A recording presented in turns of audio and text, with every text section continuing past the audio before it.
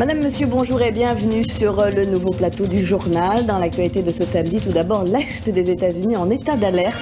L'ouragan Irene a été certes rétrogradé, mais devrait atteindre Washington et New York dans les heures qui viennent. New York, où déjà plus de 250 000 personnes ont été évacuées.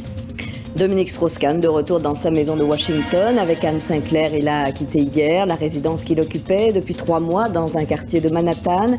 Il devrait effectuer dans les jours qui viennent une visite privée auprès de ses anciens collaborateurs du Fonds monétaire international. Et puis en France, les grands retours des vacanciers du mois d'août pour un dernier week-end classé orange. La circulation devrait être chargée jusqu'à demain soir, notamment dans la vallée du Rhône, avec déjà à la mi-journée plus de 260 km de bouchons. C'est un phénomène sans précédent qui touche la côte est des États-Unis où des dizaines de milliers de personnes ont dû déjà quitter leur habitation dans l'attente de l'arrivée de l'ouragan Irene. Chacun se prépare. L'ouragan a certes été rétrogradé, il a perdu de son intensité, mais les autorités américaines prennent la menace très au sérieux. On fait le point avec Gwenaëlle Bellec. Du jamais vu à New York, le maire ordonne l'évacuation de 250 000 personnes dans les zones basses de Manhattan, Brooklyn, du Queens. Les zones de la ville ici en jaune, susceptibles d'être inondées. Des hôpitaux ont commencé à évacuer leurs patients. Cet ambulancier lui explique qu'il attend les consignes pour savoir à quelle heure commencer et où transporter les malades. Sur l'ensemble de la côte, des centaines de milliers de personnes s'éloignent de la trajectoire d'Irene. Se mettre à l'abri, faire des provisions, voilà les mots d'ordre. On achète de l'eau et des bougies, dit cette femme. Dans ce magasin, on a acheté en masse des planches de bois, de l'adhésif, des clous notamment. Car sur toute la côte, les riverains tentent de protéger leurs maisons comme ils le peuvent. Nous allons protéger notre baie vitrée d'ici demain et nous verrons ce qui va se passer. Si ça tourne mal, nous devrons partir, sinon nous resterons. Le président Obama a écourté ses vacances pour rentrer à Washington. Nous devons être prêts pour le pire, a-t-il déclaré. L'ouragan, qui a légèrement faibli, devrait d'abord toucher la Caroline du Nord avant d'arriver sur la Virginie, Washington, Baltimore, New York, soit la zone la plus peuplée des États-Unis avec 65 millions d'habitants.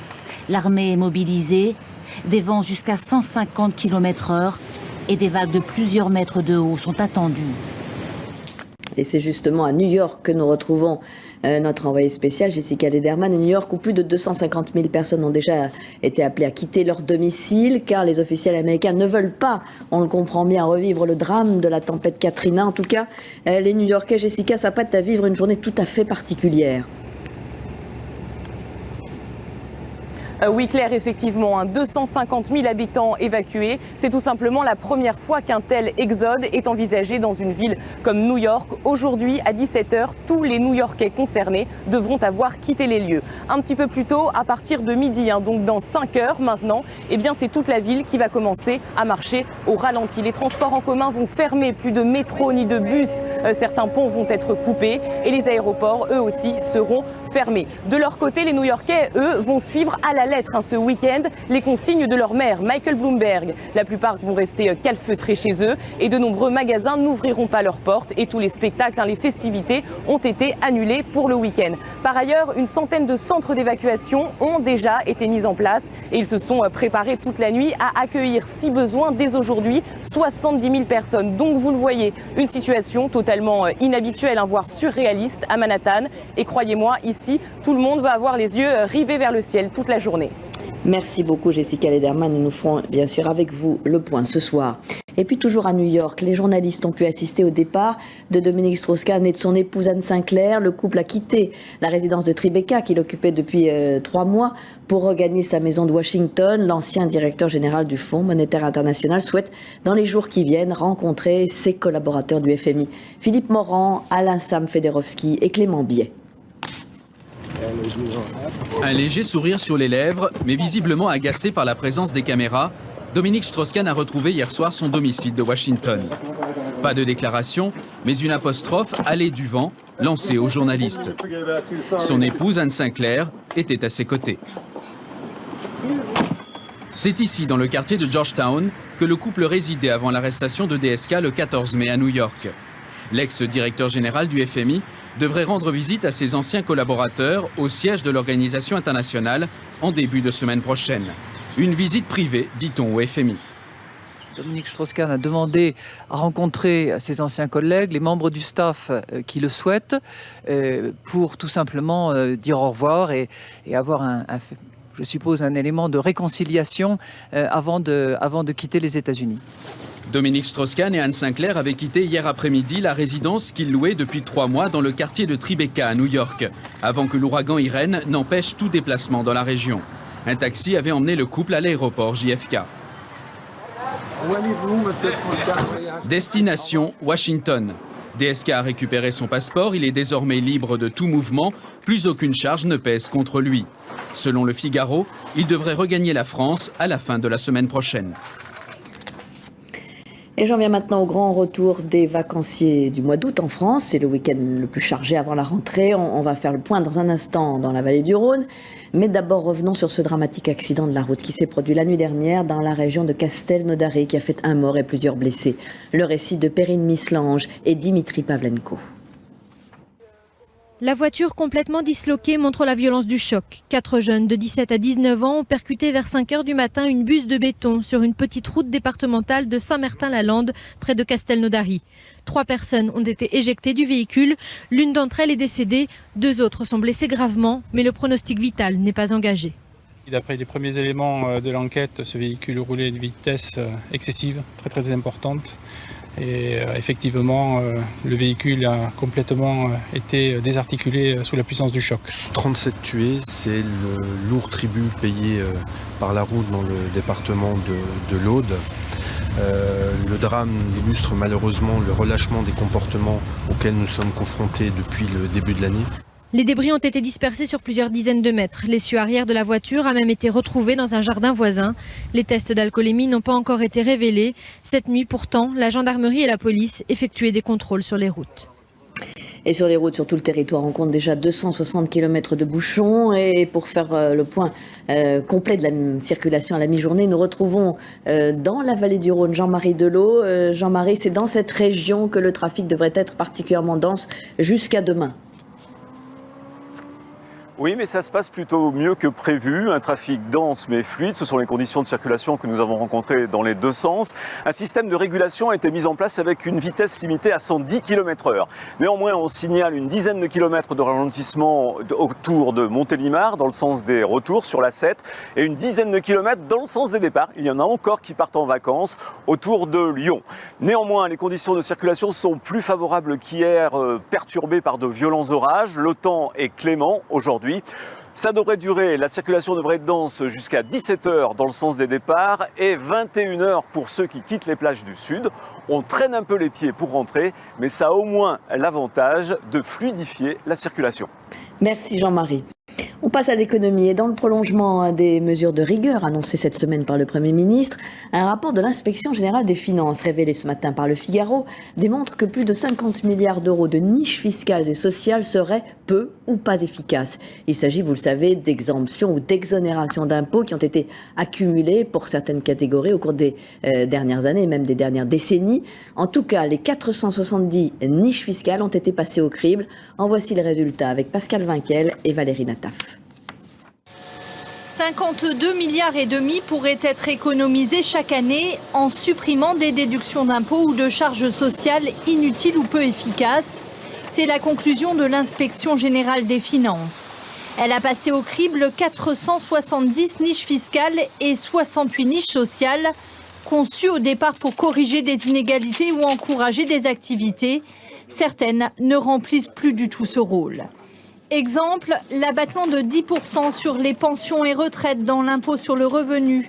Il coûte 4,3 milliards alors que le niveau de vie des personnes âgées est aujourd'hui équivalent à celui des actifs. La réduction d'impôts pour l'emploi à domicile, 6 milliards d'euros par an, bien trop par rapport à l'objectif de lutte contre le travail au noir, dit le rapport, d'autant que la mesure profite surtout aux 10% des Français les plus riches. Pour le Parti socialiste, ce rapport est un encouragement à aller plus loin dans la lutte contre les déficits. Quand nous disons, jour après jour, mois après mois, il est possible de supprimer des avantages fiscaux sans augmenter les impôts de tous les Français. L'inspection générale des finances vient de nous donner raison. Le gouvernement a pour l'instant concentré ses efforts sur la réduction d'une vingtaine de niches seulement. Au besoin, ce document pourrait inspirer d'autres mesures à l'automne. Nicolas Sarkozy, quant à lui, est en Nouvelle-Calédonie pour une visite politico-sportive, puisque le chef de l'État se rend pour la première fois dans un archipel en proie à de sérieuses tensions sociales, et puis qu'en outre, il doit ouvrir officiellement les 14e Jeux du Pacifique. On retrouve sur place Antoine Lefebvre et Jean-Yves May.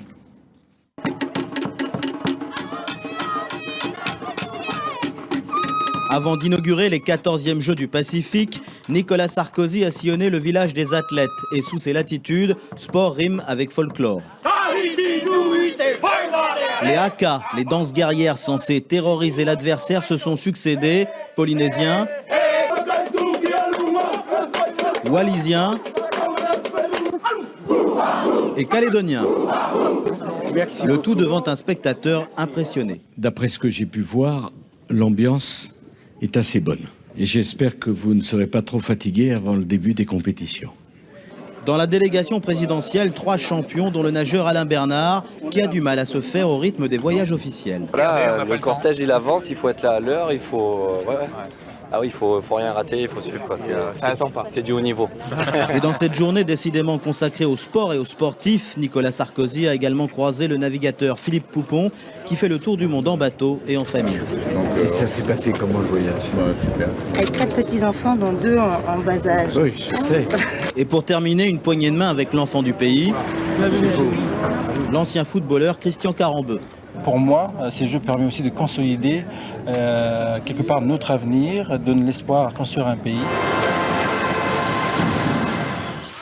Que la fête commence! Puis le chef de l'État a présidé la cérémonie d'ouverture des Jeux du Pacifique, un rendez-vous que Nicolas Sarkozy, malgré une actualité chargée en France et dans le monde, a choisi d'honorer. Effectivement, c'est un week-end politique, en tout cas chargé, puisque, outre l'université d'été du Parti socialiste à La Rochelle, dont nous parlerons naturellement ce soir, se tient celle du Parti communiste. C'est en Savoie, vous le voyez, le numéro 1 du PC, Pierre Laurent, a accueilli bien évidemment Jean-Luc Mélenchon, le candidat du Front de gauche à la présidentielle, qui a voulu montrer qu'il était au travail pour 2012 avec ses alliés communistes. En Libye, on est toujours sans nouvelles du colonel Kadhafi, dont certains disent qu'il aurait pu trouver refuge en Algérie. Ses partisans tiennent encore quelques poches de résistance, mais les insurgés organisent déjà la relève. Ils détiennent la quasi-totalité de la capitale et ont investi sa place centrale, la place verte, rebaptisée aujourd'hui Place des Martyrs. Vous voyez le reportage de Yannick Mahé, Kerzabala. Les 2 phrases sonnent comme une revanche. Dieu seul est grand. Et toi, Kadhafi, tu n'es rien. Hier, ces hommes et ces femmes entendent leur premier prêche du Vendredi Saint sans Kadhafi. La mosquée de la place d'Alger savoure la fin du Ramadan, libre. Tripoli tourne la page.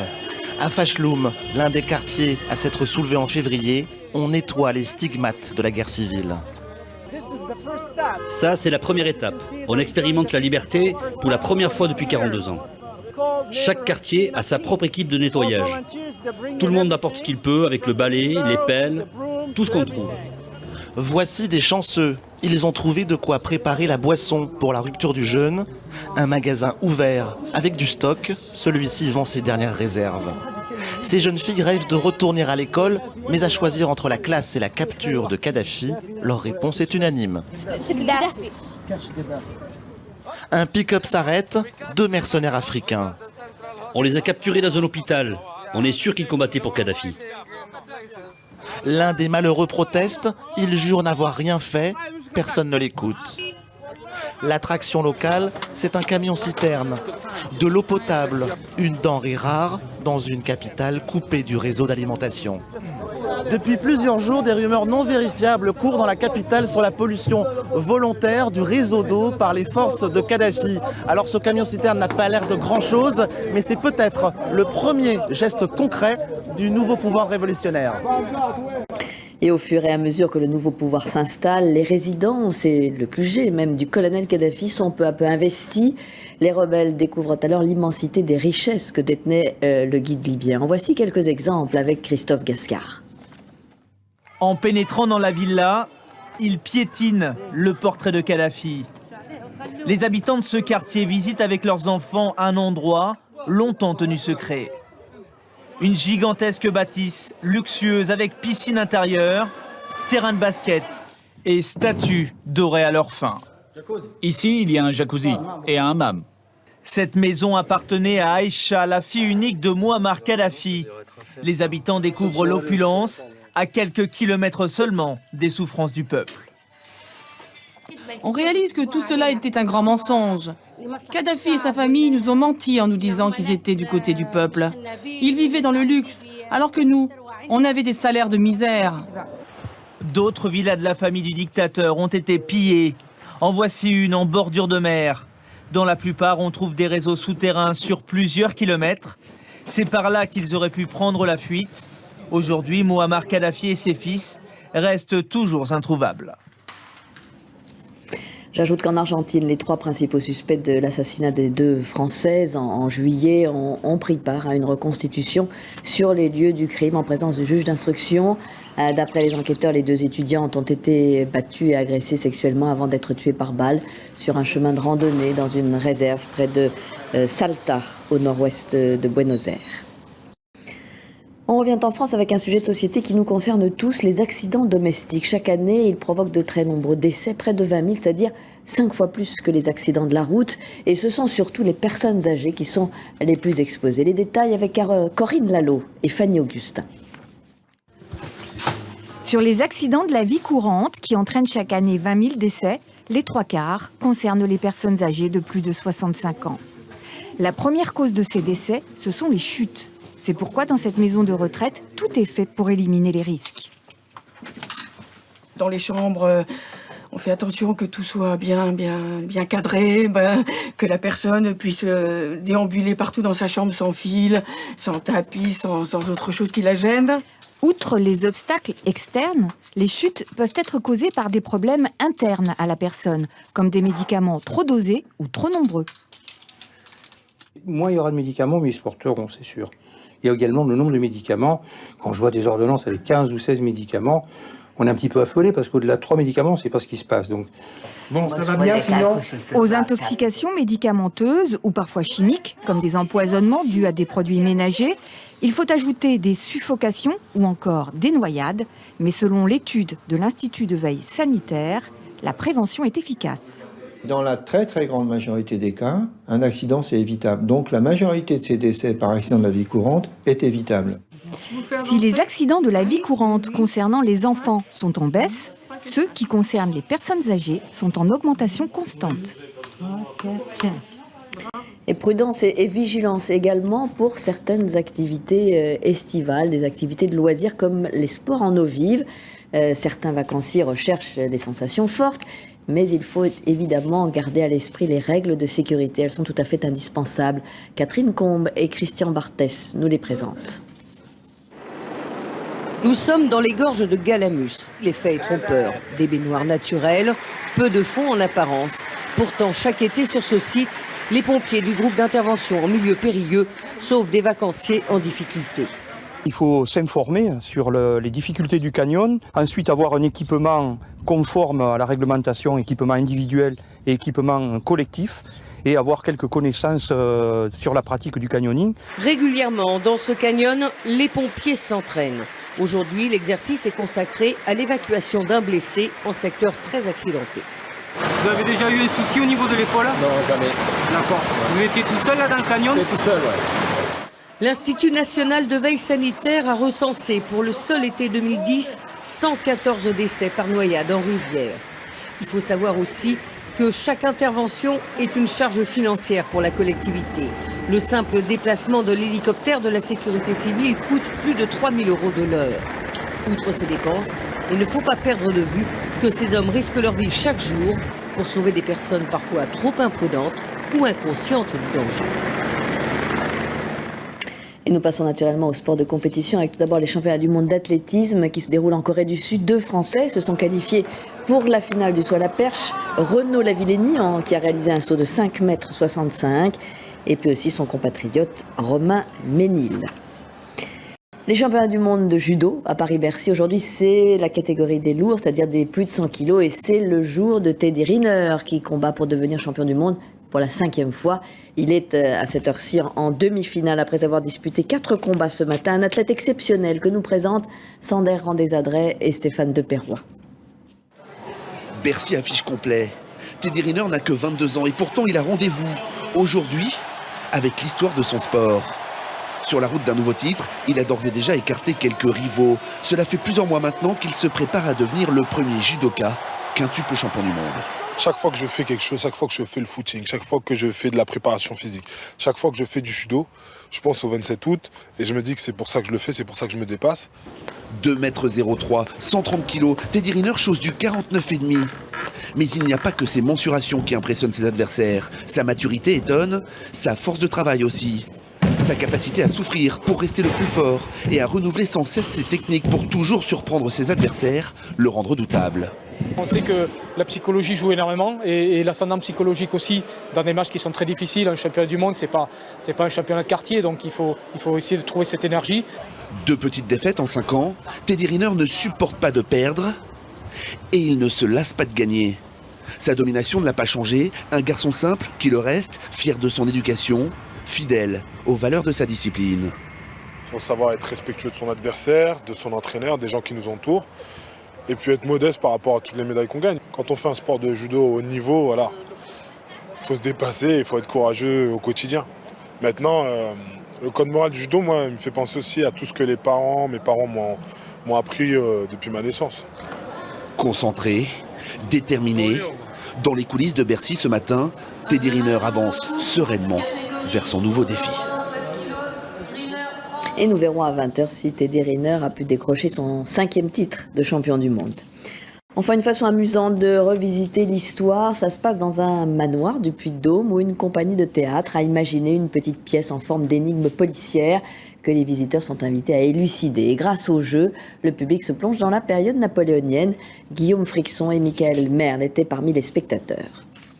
À ce qui paraît, le petit Louis, notre bon général, aurait été oxy à la guerre la semaine dernière. Pour la première scène, dès l'avant-hier, apprennent la mort du général de Napoléon, Louis Dezé. Le point de départ d'un spectacle de près de 2 heures avec 6 comédiens professionnels et amateurs, jouant au plus près du public. C'est très angoissant, mais en même temps, si on donne du plaisir aux gens et s'ils sont contents, ben voilà, on est récompensé. Oui, c'est pourquoi. Les comédiens vont donc multiplier les scènes en investissant tout le manoir, que ce soit dans les jardins, dans cette cuisine du XVIIIe siècle ou dans la cour principale.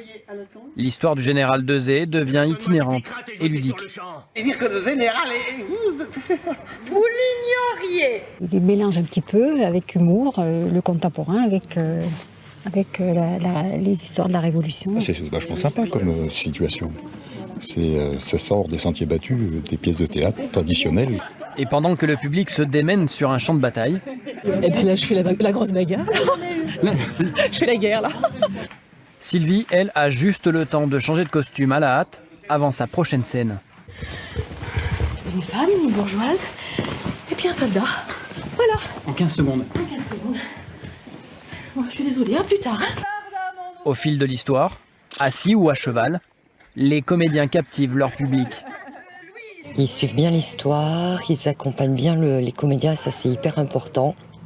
Et puis ils rigolent, ils applaudissent, et ça c'est très motivant pour les comédiens. Et à la tombée de la nuit, arrive la scène finale avec la reconstitution de la bataille de Marengo en 1800. Au manoir de Végou, le théâtre se vit autrement. Et c'est la fin de ce journal, je vous retrouve dans un tout petit instant pour reportage, à tout de suite.